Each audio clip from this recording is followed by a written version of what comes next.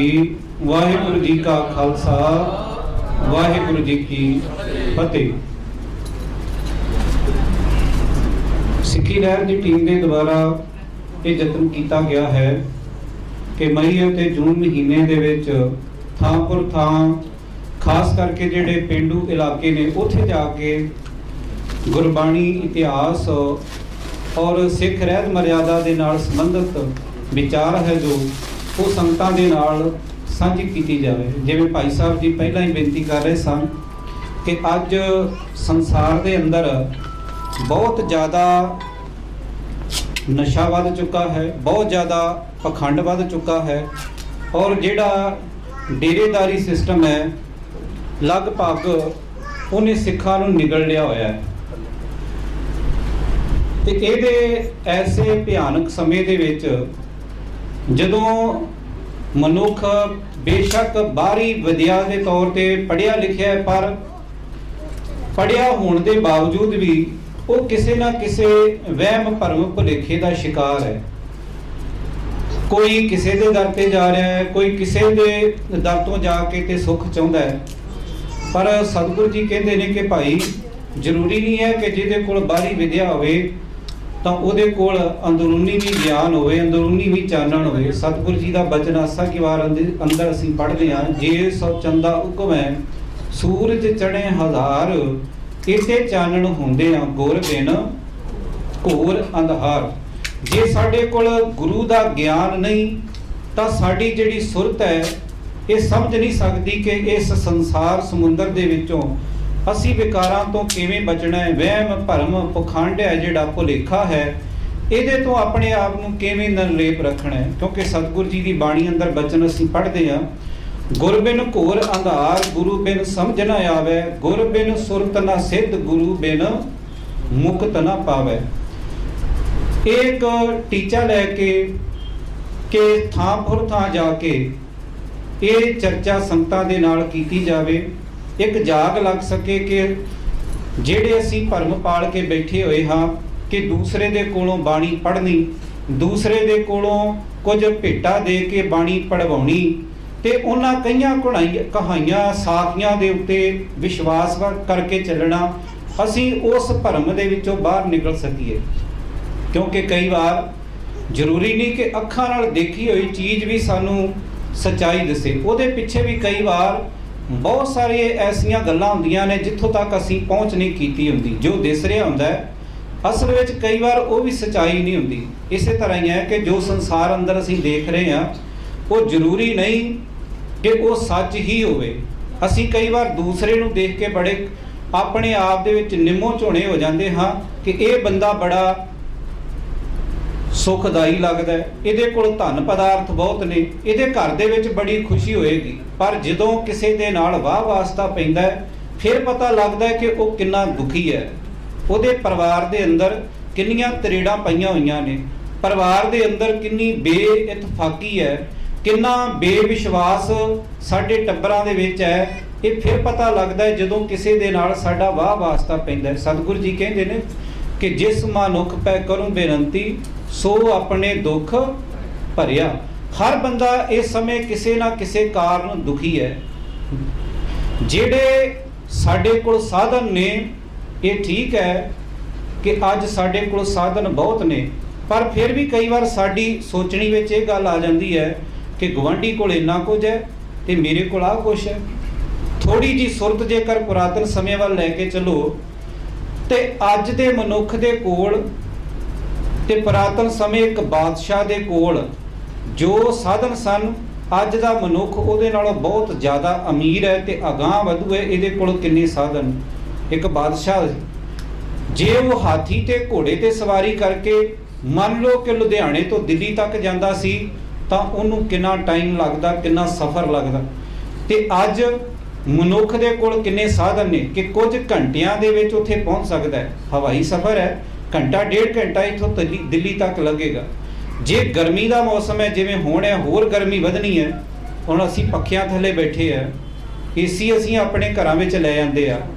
पर उस समय एक बादशाह दे कोल किन्ने को साधन सन कि अज दे मनुख कोल जिन्ने साधन ने उन्ने उस कोल सन। जिन्ना साडे कोल प्रबंध है, जिन्ना साडे कोल साफ सुथरा वातावरण है, कि उन्हां कोल सी? बिल्कुल नहीं। पर इन्ना कुछ हुंदियां होइयां भी मनुख जे फिर भी अजे तरले लै रहा है, तां एक विद्वान कहंदा है कि भाई ये ना देखो कि तुहाडे कोल पैसा किन्ना है, तुहाडे कोल घर किड्डा वड्डा है, तुहाडे कोल अहुदा किन्ना वड्डा है, बल्कि जे धर्म की दुनिया दे अंदर ये चीज़ परखी जानी है ना, तो उथे धन दौलत नहीं तोली जानी। हाँ, उथे ये जरूर तोलिया जाना है कि मनुख जे कहंदा है कि मेरे कोल गड्डी बहुत वड्डी है, पर उहदे विच किन्ने राहगीर ने जिन्हां नूं असीं अपनी मंजिल ते पहुंचाया। साडे कोल जिन्ना मर्जी वड्डा घर होवे, पर उस घर दा लाभ की? असीं किन्नियां नूं जी आया कहंदे हां, कितरे ये नहीं दरवाजे बंद कर लेंदे आ जो कोई असीं कोई माड़ा देखदे आ कि रात रहन आ गया। इसे तरह धन दौलत है ते लोड़वंद दे ਉਹ किन्नी ਵਰਤੋਂ ਵਿੱਚ आई, इस गल ते निर्भर है कि धर्म के खेतर विच ਜਿਹੜਾ इनसानियत ਦੀਆਂ कदरां कीमतां ने ਉਹਦੇ ਉੱਤੇ ਜਦੋਂ माप तोल करके देखा जाएगा, ਤਾਂ ਉੱਥੇ इस चीज़ की परख होएगी कि भाई बाहरी साधन ਤੁਹਾਡੇ ਕੋਲ ਆਪਣੇ वास्ते ਤਾਂ ਹੋਣਗੇ, जे संसार ਨੂੰ ਉਹਦਾ कोई लाभ नहीं ਤਾਂ ਉਹਦਾ ਕੀ फायदा है। ये ਅਸੀਂ ਅੱਜ सोचना है कि जो कुछ सानू उस करते ने दिता है, कि वाकया ही असीं उहदा कदे शुकराना कीता है। सतगुरु जी की बाणी तो यह बार बार सानू कहती है कि भाई रमैया के गुण चेत प्राणी, कवन मूलते कवन दृष्टांत, जिन तू साज सवार शिंगारिया, गर्भ अगन में जिने उबारिया, बार व्यवस्था तुझे प्यारे दूध, भर जोबन भोजन सुख सूद, बिरद भया ऊपर साख सैन, मुख प्याओ बैठ को दैन, ਇਹ निर्गुण गुण कछु ना बूझै, बख्श लिहो तो नानक सीजे। असीं गुणहीन हाँ, असीं अकिरत कण हाँ कि उस मालक दियां दित्तियां होइयां अनेकां दातां नूं वरतदियां होइयां असीं उहदा शुकराना नहीं करदे। ते जे उस मालक ने सारा कुछ दिता है तां उहदा सानूं धन्नवाद करना चाहिदा है, शुकराना करना चाहिदा है। जे इन्ना वड्डा घर है ते असीं किवें किसे अपने किसी दोस्त मित्र नूं रिश्तेदार नूं किवें जी आया कहिंदे हां, किन्नी को घर विच जगह दिंदे हां। जे साडे कोल साधन ने तां असीं किसी दुखी नूं, किसी मरीज नूं हस्पताल किन्नी को वार पहुंचाया है। जे साडे कोल धन दौलत है ते लोड़वंद दे वो कदों वरतों विच आई है, ये सानूं अपने अंदर झात मारन दी लोड़ है।